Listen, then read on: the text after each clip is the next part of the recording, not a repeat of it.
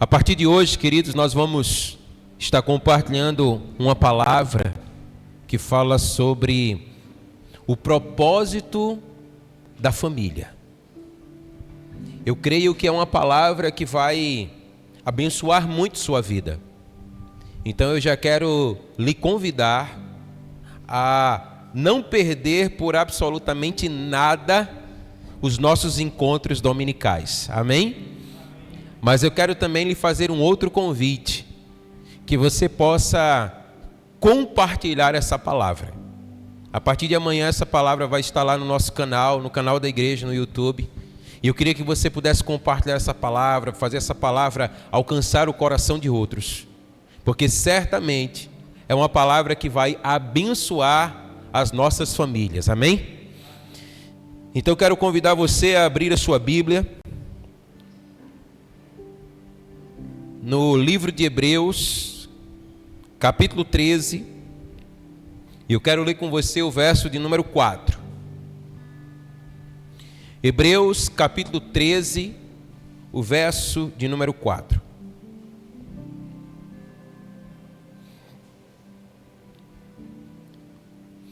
Assim diz a palavra do Senhor: digno de honra entre todos seja o matrimônio, bem como o leito conjugal sem mácula, porque Deus julgará os impuros e os adúlteros.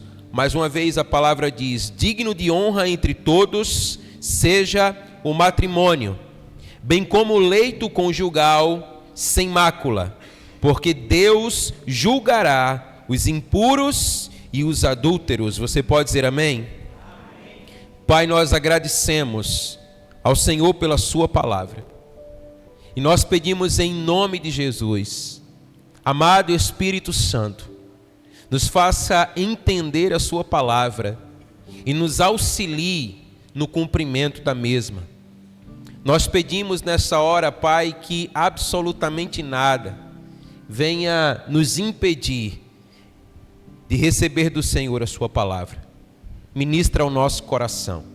Nós te pedimos isso em nome de Jesus. Amém? Aleluia, aleluia. Queridos, a saúde e o futuro de qualquer sociedade dependem basicamente de uma só coisa: como essa sociedade define o casamento e a família. Esse é um entendimento primordial para que nós possamos viver bem como sociedade. Um dos aspectos mais importantes da bênção divina é que ela está vinculada não apenas ao indivíduo, mas à família. O Senhor, ele declarou a Abraão: em ti serão benditas todas as famílias da terra. Você pode dizer amém? Nós lemos uma palavra que declara que o casamento, ele deve ser digno de honra entre todos, bem como o leito conjugal, ele deve ser sem mácula, porque Deus, ele trará julgamento para os impuros e também para os adúlteros. Então entenda que quando o matrimônio ele perde o seu lugar de veneração, a família ela se disfuncionaliza. A família ela entra num estado de decadência. A família ela entra num estado de desorganização. E isso traz sobre a família toda uma sorte de iniquidades. E dessa forma, ainda que haja o crescimento familiar ou populacional, há um decréscimo na qualidade de vida. E assim nós vamos naufragando numa sociedade de imoralidade sexual, de pobreza, de violência, de insegurança. Aspectos esses que estão massificados em nossa sociedade. E isso nada mais é do que aquilo que a palavra do Senhor já nos tem declarado, que assim será quando o matrimônio ele não for venerado e quando o leito conjugal ele não for sem mácula em nosso meio. E a Bíblia ela nos diz assim lá no Salmo 11, verso 3: se forem destruídos os fundamentos, o que poderá fazer o justo? Queridos, como nós podemos dar respostas espirituais para problemas e dilemas da nossa sociedade? O que temos nós a declarar diante de toda uma sorte de males que estão disseminados na nossa sociedade? Será que existe reparo? Será que de fato existe algo a ser mostrado? Será que existe um meio de transformação? Será que é possível nós frearmos essa sorte de iniquidade que tem estado, de uma forma avassaladora para todos os lados? Será que isso é possível? Eu queria que você pudesse compreender comigo que sim, mas primeiro, é preciso entender que os comportamentos da nossa sociedade, a maneira como nós nos comportamos, ela só poderá ser transformada, ou nós só poderemos oferecer uma ação de transformação na sociedade se nós entendermos por que nós nos comportamos da maneira que nos comportamos. Então, a partir disso, para que nós possamos compreender melhor as influências que têm afetado a nossa geração, a maneira como nós vivemos hoje, eu quero propor aqui nessa noite que nós possamos fazer uma abordagem, digamos assim, histórica, para que você possa compreender por que é que nós nos comportamos da maneira que nós nos comportamos. Por que é que a sociedade ela se comporta da maneira que tem se comportado? E mais uma vez eu quero chamar à luz Hebreus 13:4, quando diz, olha, venerado seja o matrimônio entre todos, diga amém, e o leito seja sem mácula, porque aos que se dão à prostituição ou à impureza e aos adúlteros, Deus julgará. Ou seja, o Senhor trará juízo. E não há como nós escaparmos de uma realidade como essa. Porque aquilo que o Senhor declara, Ele cumpre, amém?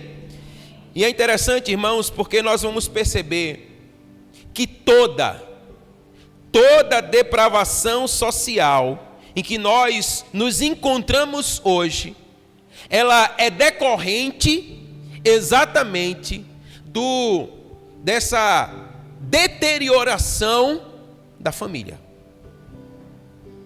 E de uma forma muito específica, a maneira como a família enxerga e pratica a sexualidade. E eu quero mostrar isso para você, tanto a partir da verdade da palavra, como nós declaramos, mas também em uma abordagem histórica. E eu quero começar chamando a sua atenção para Jesus e a igreja primitiva, a primeira igreja. Mas eu quero voltar ainda um pouco antes, eu queria que você observasse comigo Lucas capítulo 1, verso 17. Abra aí a sua Bíblia, em Lucas capítulo 1,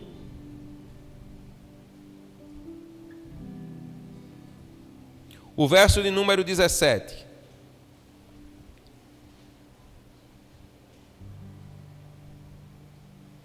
Essa é uma palavra que foi dita acerca de João o Batista, aquele que veio para preparar o caminho do Senhor.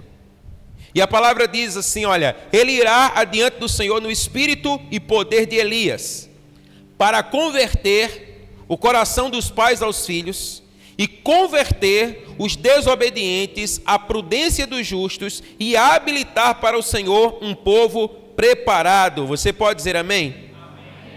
A primeira grande revolução e restauração da família e da sexualidade, ela iniciou-se com João Batista. Amados, aqui nós percebemos uma palavra que foi dita para trazer ordem diante de um caos que estava disseminado sobre a face da terra. E essa palavra declarada acerca de João, ela vem alcançar profundidade, estabilidade e abrangência no ministério do nosso Senhor Jesus Cristo. E isso teve um grande impacto sobre a vida da primeira igreja. Mas não somente sobre ela, mas a partir dela em toda uma sociedade. De forma que toda uma sociedade, ela veio ser completamente transformada a partir de uma verdade que foi estabelecida a partir da vida em família. Então entenda comigo, quando em Lucas 1,17 a palavra fala que o Espírito do Senhor viria sobre Elias para que ele viesse converter o coração dos pais aos filhos, ou dos filhos aos pais, para aniquilar um estado de desobediência e preparar o coração do povo para o Senhor. A palavra, ela nos faz entender aqui que havia um estrago, uma deturpação da sociedade. A sociedade e a família, eles não estavam vivendo como era para se viver, como foi o plano original, como aquilo que o Senhor idealizou lá no princípio de todas as coisas. Então perceba que aqui havia uma quebra de relacionamento entre pais e filhos. Não havia entendimento, não havia honra, não havia respeito, mas havia uma necessidade de uma restauração de relacionamento. A necessidade de uma reparação de um relacionamento. O natural é que pais e filhos vivam em harmonia. Amém? O natural é que pais e filhos amem-se e se respeitem. O natural, conforme foi o plano original que o Senhor estabeleceu para nós, é que o ambiente da família seja o melhor ambiente a se viver. O mais amável, o de maior respeito, o melhor lugar para se estar. Mas a palavra diz que quando ele viesse, João, para preparar o caminho do Senhor, ele veio exatamente para restaurar um relacionamento quebrado, um relacionamento partido entre pais e filhos. Perceba que havia um estado de desobediência, e a palavra declara que havia uma desabilitação social. Ele veio para preparar o coração do povo para se encontrar com o seu Criador. E como nós declaramos então, quando Jesus inicia o seu ministério, aquilo que João começou, Jesus aprofundou. Aquilo que João começou no ministério de Jesus encontrou estabilidade. Aquilo que João começou no ministério de Jesus alcançou a abrangência. Jesus, ele veio para trazer restauração. Amém?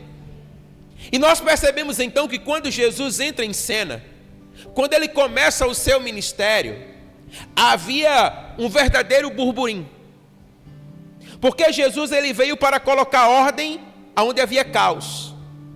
E aí nós percebemos que algumas coisas começaram a acontecer que não eram comuns.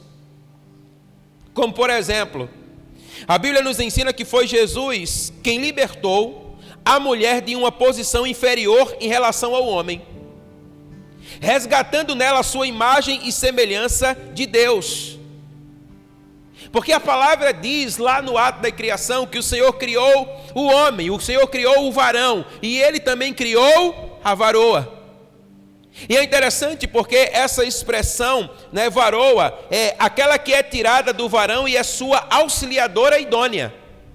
Ou seja, ela é aquela que é colocada na mesma altura, aquela que olha nos olhos de igual, que tem a capacidade de ajudar e não inferior, e permanece ao lado, nem atrás e nem à frente. Mas nós percebemos que essa não era a realidade então experimentada. E Jesus então veio trazer restauração. Jesus, ele veio colocar ordem no caos. Queridos, e Jesus então ele começa a restaurar os direitos da mulher na sua época.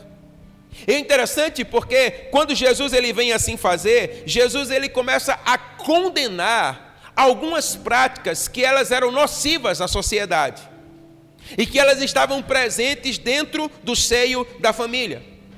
Como, por exemplo, Jesus começou a condenar a política do divórcio e do adultério. Naquela época, irmãos, bastava o marido olhar para a mulher e não se satisfazer dela, que ele simplesmente poderia deixá-la. E Jesus então vem mostrar que não era dessa maneira. E também era comum, naquela época, a poligamia, que era a união de uma pessoa com várias outras, de forma que um homem, ele poderia ter várias esposas. E todas elas então eram desvalorizadas, porque a qualquer momento ele poderia simplesmente descartar uma delas. E Jesus então, percebendo o estado de decadência no qual se encontrava a sociedade, ele veio para restaurar, trazer o plano original de Deus outra vez.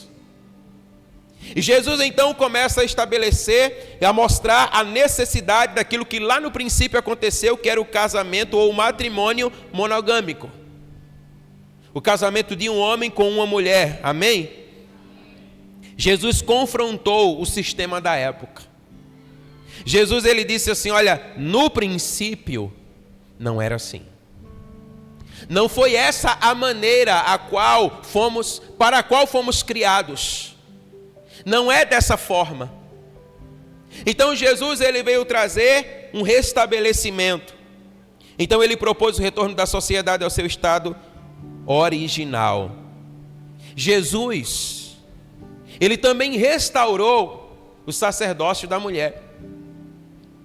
Nós começamos a ver no ministério de Jesus algo que até então não era visto. Nós vamos perceber que mulheres faziam parte de uma maneira participante do ministério do nosso Senhor Jesus Cristo. Posteriormente, irmãos, nós vamos perceber que essas mulheres elas também eram ativas na igreja primitiva, cuidando de igrejas e sendo participantes ativas do ministério dos apóstolos. Então perceba, enquanto a poligamia desvalorizava a mulher, enfraquecia os filhos, o movimento social que libertou as mulheres, preste bem atenção nisso, porque isso é para os nossos dias, foi o cristianismo. Mais à frente nós vamos falar sobre isso, mas não foi feminismo. Na verdade, o feminismo ele vem para desvalorizar a mulher. Então, quem traz a verdadeira libertação para a mulher foi Cristo, foi o cristianismo. Você pode dizer amém? Então, irmãos, olha, o casamento como uma união permanente entre um homem e uma mulher deu às mulheres o poder exclusivo sobre os seus maridos e filhos. Agora elas tinham um lar. Agora elas tinham uma família. Agora elas tinham um lugar de habitação segura. E o fator fidelidade dentro do leito, né, dentro da família, dentro do matrimônio, fortalece a mulher fisicamente, intelectualmente, social e moralmente, nutrindo crianças seguras, homens maduros e comunidades sadias e nações fortes. Tudo que é contrário a isso que eu acabei de declarar traz mal à sociedade. Logo, esses tipos de casamentos que hoje têm sido oferecidos na nossa sociedade só enfraquece cada um dos seus componentes da família e a sociedade como um todo. E o nosso Senhor Jesus Cristo, então, ele veio para restaurar. Ele veio para colocar tudo no seu devido lugar. E olha, a igreja que foi por ele estabelecida, compreendeu essa verdade, assimilou essa verdade e começou a viver essa verdade, de tal forma que isso trouxe uma revolução sobre a sociedade da época, irmãos. De forma que o casamento a ser vivido a partir da verdade estabelecida por Jesus foi o casamento conforme o Senhor ensinou desde o princípio. O casamento entre um homem e uma mulher, gerando homens maduros, mulheres sadias, seguras, filhos estáveis. E aquilo começou a abençoar toda a sociedade. Amém? Agora, com essa importante revolução social, a igreja começou a tomar força. A igreja começou a se tornar conhecida. Perceba que a igreja começou a promover mudanças sociais, que até então não eram vistas. Então, a partir disso, a história vai dizer para nós que no século III, Constantino, ele institucionaliza a igreja. E depois que a igreja ela é organizada, padronizada, o que é que acontece? Iniciou-se um movimento chamado de movimento monástico. Esse era o movimento dos monges. E muitos cristãos, com o intuito de preservarem a sua espiritualidade, o que é saudável, e assim deve ser, eles começaram então a optar por um estilo de vida que propunha o isolamento da contaminação do mundo. Nós devemos estar afastados do mundo. Nós não devemos comungar com o mundo. O que acontece é que com o passar do tempo, esse movimento, ele afetou os conceitos relacionados à sexualidade. Olha a sexualidade mais uma vez presente. E aí o que é que acontece? Isso acabou construindo a cultura religiosa do celibato. É daí que vem o celibato. Então entenda comigo, o celibato é essa construção em que se determina que a pessoa não deve casar ou manter relações sexuais com uma outra pessoa.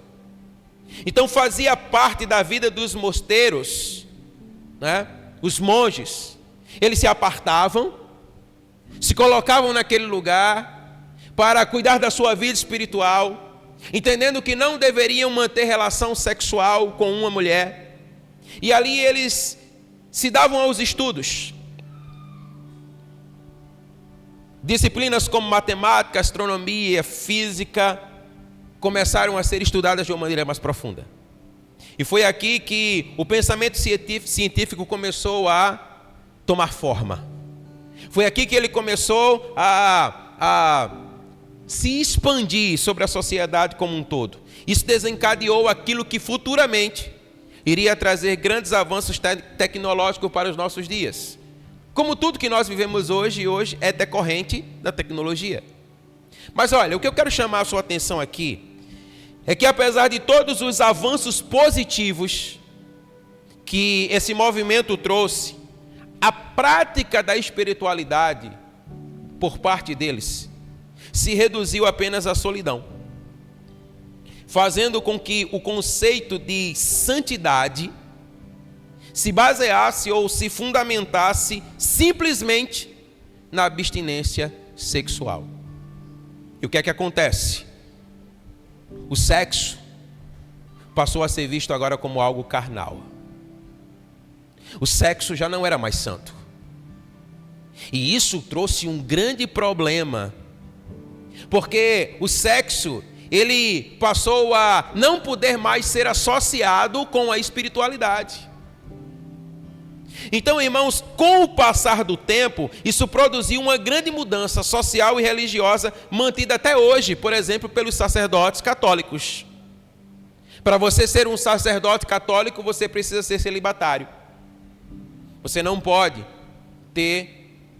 ser casado e ter relação sexual com uma mulher. Mais uma vez, o comportamento sexual, ele traz inferências sobre a sociedade como um todo. Me acompanha. Nós estamos num processo de construção.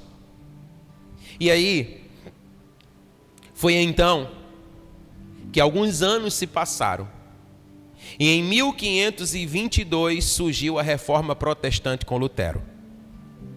Lutero e os seus contemporâneos viveram uma das épocas de maior escuridão espiritual. Essa época ficou conhecida como os 1000 anos de trevas. Tamanha foi a condição de miserabilidade espiritual vivenciada nesses dias. E Lutero foi aquele que o Senhor levantou para colocar fim a essa era. Você deve concordar comigo que a igreja nessa época ela estava completamente despida das verdades do Evangelho. Ou seja, ela não se comportava da maneira como deveria se comportar. As verdades do Evangelho já não eram mais propagadas pela a igreja do Senhor. Até princípios elementares do Evangelho, como por exemplo a salvação, havia se perdido e se deturpado. A tal ponto que agora, para que você pudesse ser salvo, você precisava pagar indulgências. A salvação já não era mais pela graça. A salvação já não era mais por uma obra do Espírito Santo, convencendo o homem do pecado, da justiça e do juízo, a partir daquilo que Cristo fez na cruz. Perceba o estado de decadência, aonde a igreja ela veio se encontrar. E então, amados irmãos, o que Lutero veio a perceber, pela iluminação do Espírito e o estudo das Escrituras, foi que o mal maior que causou tudo isso no meio da igreja se deu exatamente no campo da sexualidade. Foi aí que tudo começou. Então entenda, Lutero passou a combater o conceito de santidade praticado pela igreja, que se fundamentava na abstinência conjugal. Uma nova leitura da Bíblia começou a ser feita.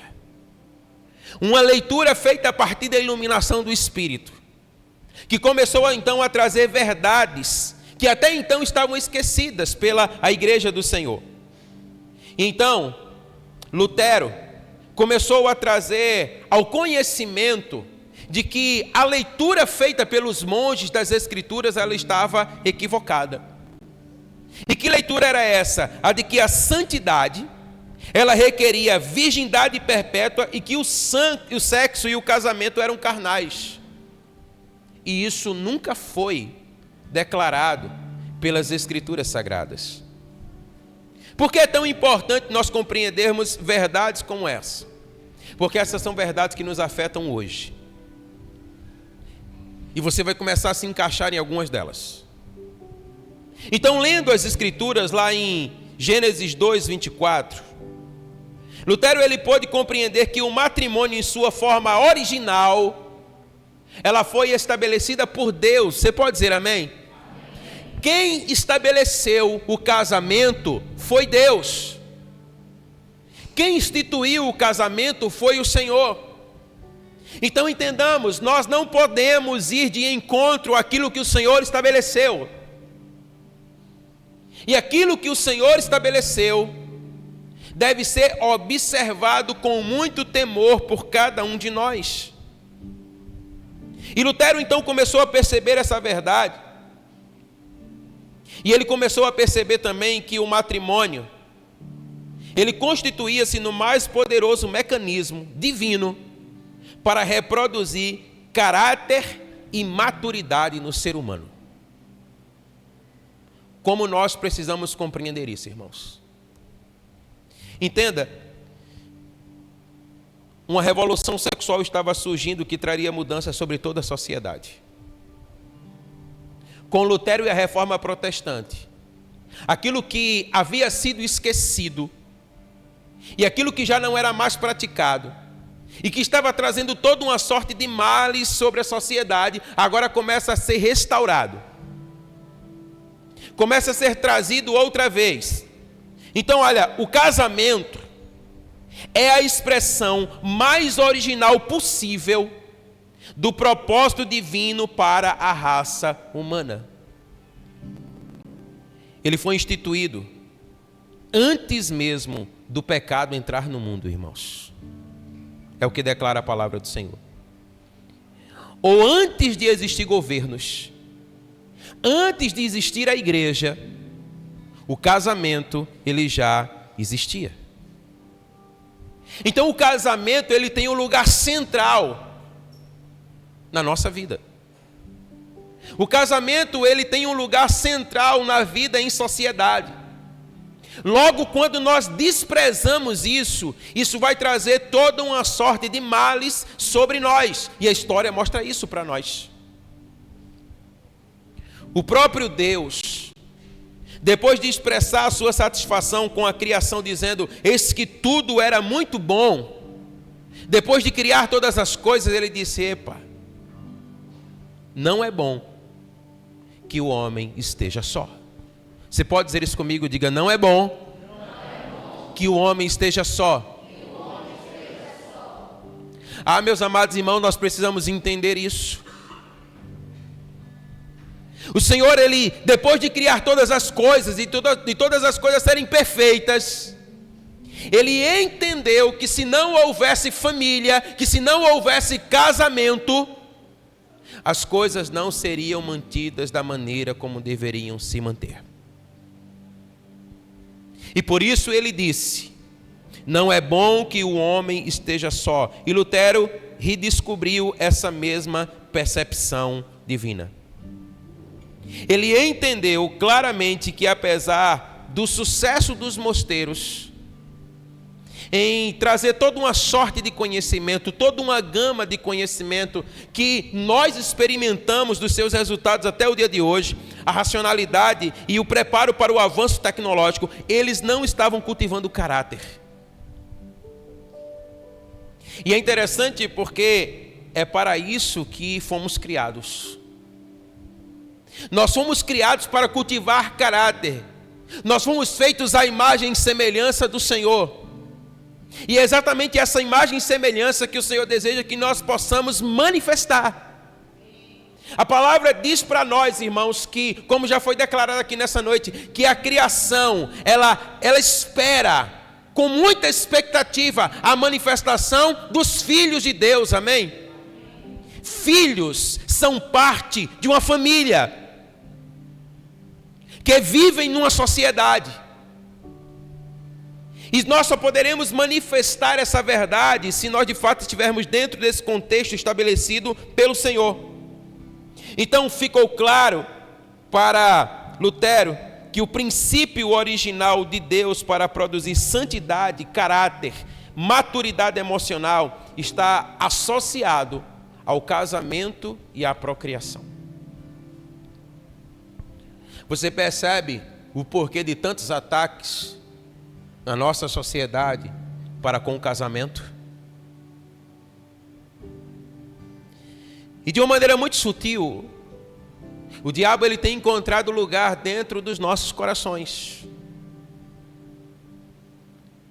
Dentro do coração daqueles que são chamados filhos e filhas de Deus. Às vezes porque você não tem a família que você desejaria ter, você decidiu no seu coração: eu não vou me casar. E quando você toma tal decisão, sem ter sido essa uma direção clara do Senhor para a sua vida, porque a Bíblia diz que existem uns que o Senhor separa especificamente para o ministério, não todos. Isso não é uma consequência do meio em que você vive, mas é um chamado que vem extra, ou que se antecipa à sua própria vida em família. Nós vamos de encontro com aquilo que o Senhor tem estabelecido para a sociedade, que é, como diz a sua palavra, como nós declaramos lá em Hebreus, quando diz assim: olha, que seja o matrimônio venerado, honrado entre todos vocês. Aquele, se deve ter alguém que deve venerar e honrar o casamento, são aqueles que conhecem a palavra do Senhor. Nós devemos exaltar o casamento, irmãos.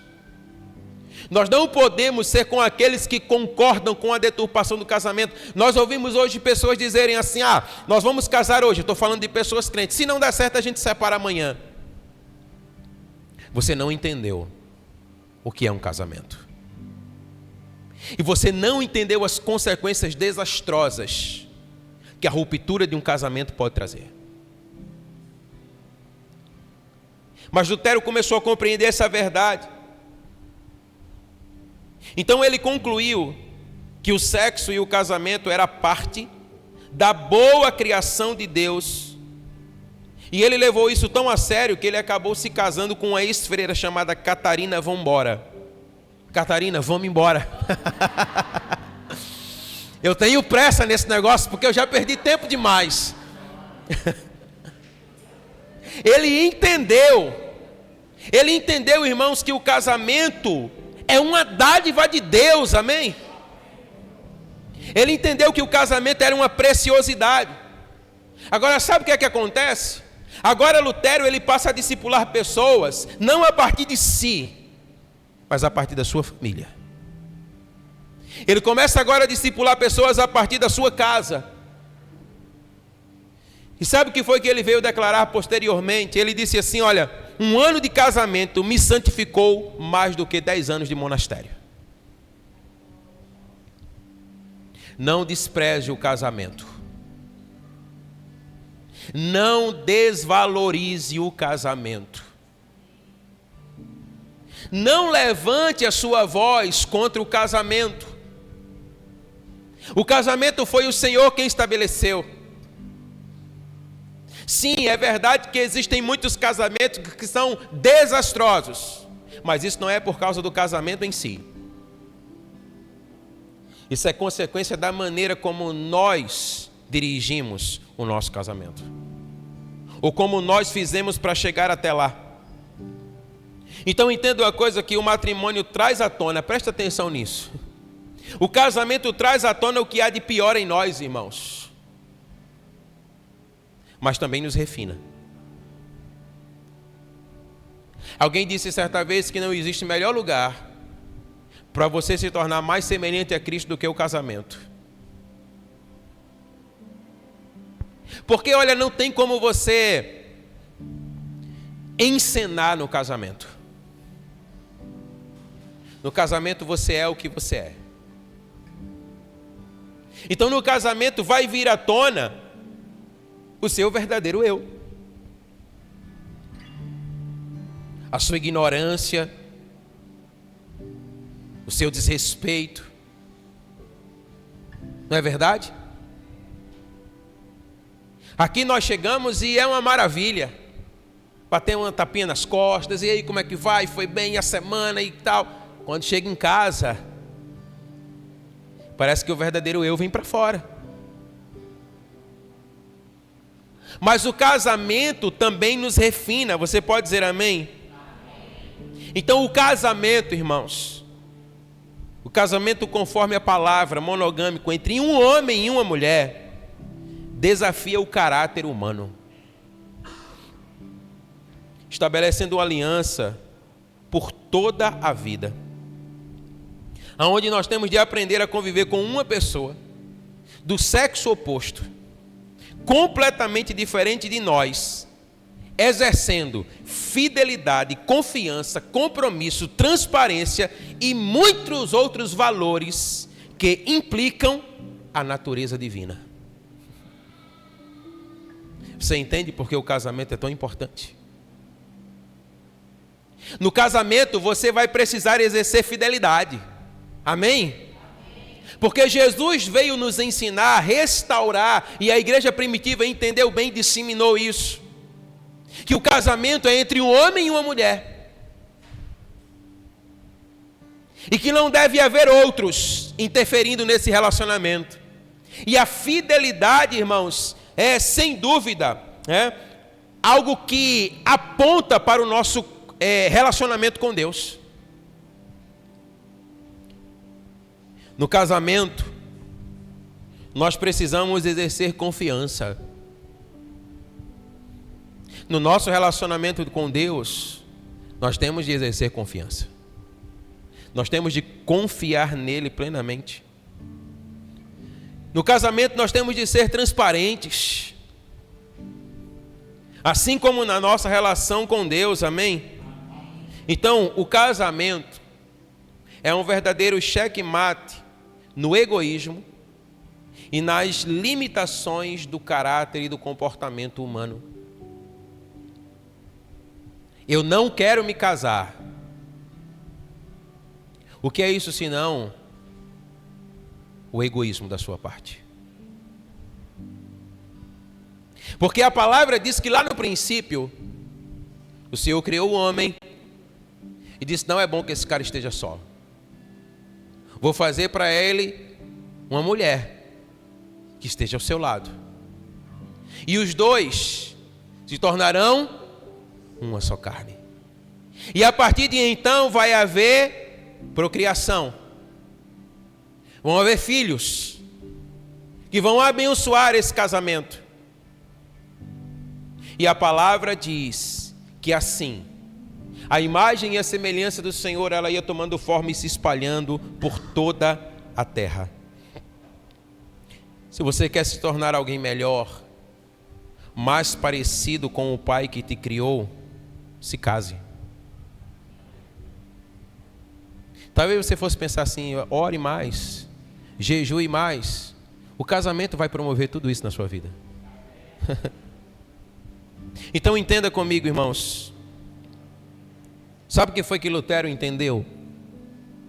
Ele acabou descobrindo que o casamento e não o celibato constrói uma cultura forte.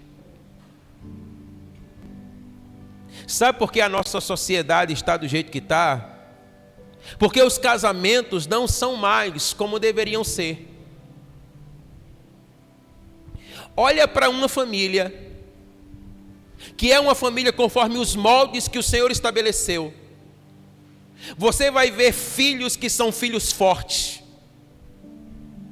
Você vai ver filhos que não são filhos inseguros. Que é uma família que faz a diferença na sociedade. Porque foi assim que o Senhor estabeleceu. Então Lutero, ele pôde compreender essa verdade. Então ele começou a trazer essa verdade outra vez. Isso começou a ser restaurado. E ele falava do casamento monogâmico entre um homem e uma mulher, que produz indivíduos, famílias e comunidades fortes. Amém? Imagina o seu casamento, um casamento com os parâmetros bíblicos. Dá uma olhada assim no seu redor. Olha aí, dá uma olhada agora assim. Imagina todas as nossas famílias, o nosso casamento, sobre os parâmetros da palavra. É uma sociedade transformada, irmão. Completamente mudada.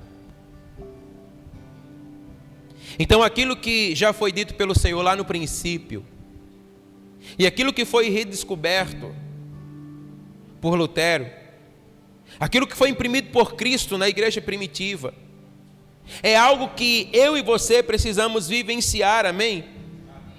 Agora entendo que a palavra está dizendo para nós que atividades sexuais extramonogâmicas, ou seja, fora do casamento, sem as restrições da moralidade e da sabedoria divina, é altamente destrutiva. Sabe por que a nossa sociedade se encontra do jeito que está? Pela maneira como ela enxerga e pratica o sexo e a família. Não há mais pudor. Não há mais temor. Eu já disse aqui uma outra vez, quando as pessoas dizem assim: olha, sexo seguro é sexo com camisinha. Sexo seguro é sexo dentro do casamento. Se houver fidelidade no casamento, você não vai experimentar doenças que são sexualmente transmissíveis e que trazem toda uma sorte de mal para a sociedade. Filhos que muitas vezes já são gerados na consequência do pecado dos seus pais. Então, a irresponsabilidade no campo da sexualidade tem trazido morte sobre a sociedade. tem trazido destruição sobre a sociedade. Então a palavra nos ensina, amados irmãos, a maneira como nós devemos nos comportar. A maneira que o casamento ele deve ocupar dentro das nossas vidas, dentro das nossas igrejas. Ao defender o casamento, Lutero estava promovendo a ideia moralmente exigente de uma relação de amor exclusivo ao longo de toda a vida entre um homem e uma mulher, irmãos. Até que a morte os separe. É assim que a Bíblia ensina para nós. Então, olha, o sexo dentro do casamento, ele é sagrado e honrado. Você pode dizer amém? Mas fora do casamento é pecaminoso e destrutivo. Nós já estamos caminhando aí, irmãos, para 20 anos de ministério. Eu já vi muita família ser destruída por conta do sexo fora do casamento. Porque isso não foi planejado pelo Senhor. Agora, o que é que acontece? O casamento, ele é difícil, porque ele não pode ser sustentado sem uma espiritualidade correspondente. O que eu quero dizer para você é que ele não pode ser sustentado sem a graça e o favor divino sobre nós.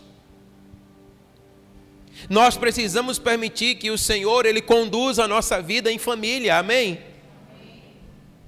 Não é o que você quer, irmão, não é o que eu quero, não é o que a minha esposa quer, mas é aquilo que o Senhor nos mostra. Olha, nós somos seres limitados, que não conseguem enxergar muitas vezes um palmo à frente dos nossos olhos. Mas o Senhor, Criador de todas as coisas, aquele que era, aquele que é e aquele que há de vir, Ele estabeleceu os parâmetros para a família. Paulo disse certa vez, escrevendo aos Romanos, quem conheceu a mente do Senhor? Quem foi o seu conselheiro? Quem primeiro deu a ele para que pudesse então receber conselhos? Porque dele, por meio dele, para ele são todas as coisas. Ou seja, aquele que criou todas as coisas, que sustenta todas as coisas, ele sabe o que é melhor para nós. E eu nunca vi uma só família que seja, que tem seguido as orientações dessa palavra e tem desfalecido e tem sido penalizada. Então, nós entendemos que nós precisamos da graça e da presença do Senhor para que o nosso casamento ele seja sadio. Nós precisamos ouvir a sua voz e colocar em prática os seus ensinamentos, amém? Eu desafio você, se seu casamento não está tão bem, eu desafio você, coloque em prática os ensinamentos dessa palavra, e ao longo desse mês nós vamos falar sobre isso. E você verá o seu casamento sendo transformado. Você verá a glória de Deus se manifestando dentro da sua casa, amém? Coloca o Senhor no lugar que Ele deve estar dentro da sua família. E você verá coisas extraordinárias acontecendo. Mas nós ainda vamos falar, não hoje, mas numa outra oportunidade, você vai começar a entender por que é que aspectos que são tão destrutivos à família, como alguns que nós já compartilhamos aqui, como, por exemplo, o aborto, que hoje começou a ser completamente disseminado. Existem cristãos, irmãos, que concordam com o aborto. Como é que isso chegou até nós? Como é que o divórcio começou a ser tolerado dentro da igreja? Quando a palavra de Deus é tão clara, quando vai dizer para nós, até que a morte os separe. Então a proposta para nós é ouvirmos a palavra do Senhor, aplicarmos essa palavra no nosso coração e vermos a nossa casa e a nossa sociedade ser completamente transformada. Você pode dizer amém? Você crê que isso pode acontecer com você? Então deixa eu dizer uma coisa para você, principalmente para vocês que são jovens. Vocês que estão aí, olha, que não são casados ainda, que são apenas filhos dentro de um lar. Talvez você possa olhar e você possa dizer assim, olha, a minha casa não é o modelo de casamento. Então, por conta disso, você está pensando assim, eu não quero me casar. O seu pensamento deve ser exatamente outro. Sabe por quê? Porque Deus tem uma família linda para você. Porque Deus tem um casamento para você que ainda não foi visto sobre a face dessa terra. Porque o Senhor tem separado e levantado para você uma mulher idônea, um homem idôneo, um homem e uma mulher segundo o coração de Deus, que vai fazer com que vocês promovam, manifestem a glória de Deus sobre a face da terra. Amém? Eu quero dizer para você, irmão, que isso é plenamente possível. Porque lá no princípio, o Senhor disse, não é bom que o homem esteja só. Não é bom. Não é bom. Não é bom, varão, não é bom, varoa, que você esteja só. Talvez nós precisamos começar a orar mais seriamente por isso. Nós precisamos resgatar aquilo que começou lá no princípio. O Senhor quer plantar na nossa sociedade famílias saudáveis.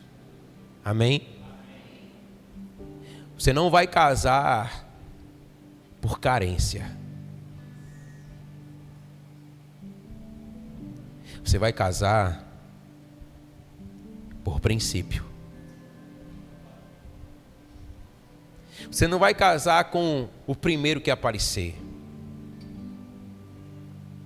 Você não vai casar porque ele é bonitinho ou porque ela é bonitinha. Você não vai casar porque ele tem um bom status social. Você vai casar porque ele, porque ela é um homem ou uma mulher de Deus. E isso vai fazer a diferença, irmão. Amém? Isso vai fazer toda a diferença. Quando Lutero entendeu isso, a reforma protestante, que mudou o mundo, se estabeleceu. Talvez você não tenha noção do que foi que a reforma protestante protagonizou no mundo. Talvez a gente tenha a oportunidade de compartilhar um pouco disso com você. Mas você, ainda que não tenha compreensão disso, você pode dizer assim, a partir de mim, a partir da minha casa, a partir da minha família, a sociedade será impactada. Amém? Você pode se colocar de pé em nome de Jesus.